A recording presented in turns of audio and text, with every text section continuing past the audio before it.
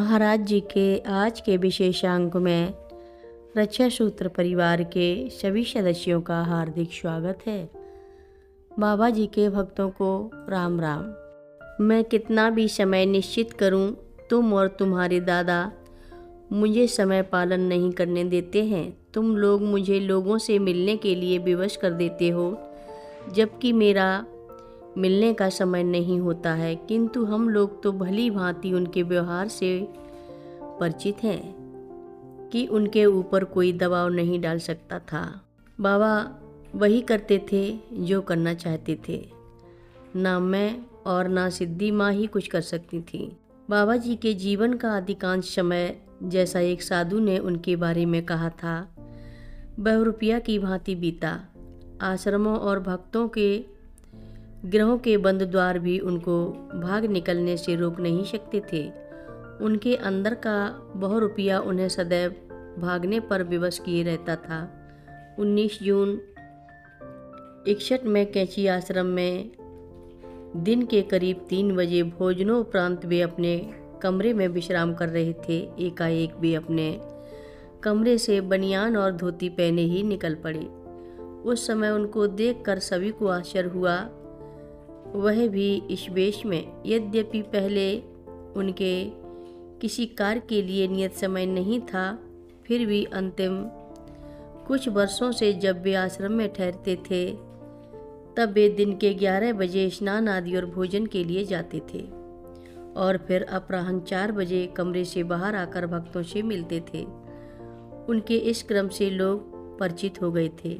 फिर वे जब भी लोगों से मिलने आते थे, बिना कम्बल ओढ़े हुए नहीं आते थे। मैं बाहर ही कुछ लोगों के साथ खड़ा था। उन्होंने मेरा हाथ पकड़ा और चलने को कहा। लोग देखते ही रह गए।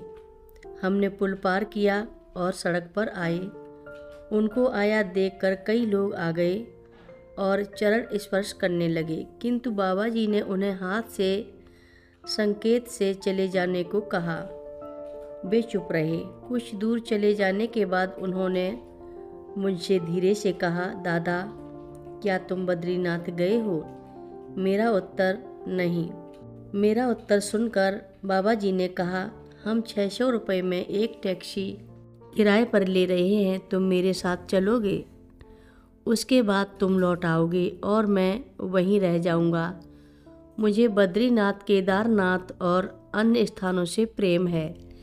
यह देवभूमि है। सभी देवता और ऋषि यहाँ रहते हैं। मैं भी उनके साथ रहूँगा।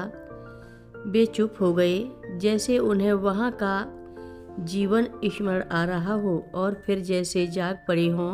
मेरी ओर देखते हुए बोले, किसी से इस बारे में बताना नहीं, बिल्कुल नहीं बताना, किसी को भी पता ना चले। इससे हम उनके मन में चलने वाले विचारों के बारे में कल्पना कर सकते हैं। उनका वास्तविक स्वभाव स्वतंत्र था। वे आश्रमों और भक्तों के घरों में अपनी दया व से उनको सेवा का अवसर प्रदान करने के लिए अपने को सीमित कर लिया करते थे। उनके समाधि लेने के पश्चात देवरा बाबा अपने भक्तों से कई अवसरों पर उनके बारे में बातें किया करते थे। उन्होंने कहा, वे स्वतंत्र हैं, मुक्त आत्मा हैं, वे बंद कर कैसे रह सकते हैं? बाद में उन्होंने कहा, बाबा जी के भक्तों ने उनके लिए एक घेरा बनाया है, यह सोचकर कि वे उसे इस तरह आबद्ध हो जाएंगे। यह कैसे संभव हो सकता था? हो सकता है, यदि इस प्रकार का घेरा न बनाया गया होता तो कदाचित वे कुछ अधिक दिन और रहते। बाबा जी के इस कथन में कि उन्हें भक्तों के दर्शन देने के लिए धकेल दिया जाता है, सत्यता है। कैंची में कुछ सप्ताह के लिए ठहरने के अंतिम दिनों जो कुछ हुआ, उससे उनके कथन की यथार्थता सिद्ध हुई। 1963 में होलिका दहन के पश्चात जब वे कैंची लौटे, उनका नित्य क्रम प्रातः 6 बजे कमरे से निकलना, फिर 11 बजे कमरे में विश्राम के लिए जाना और फिर 4 बजे अपराह्न कमरे से आकर सभी से मिलना प्रारंभ हो गया।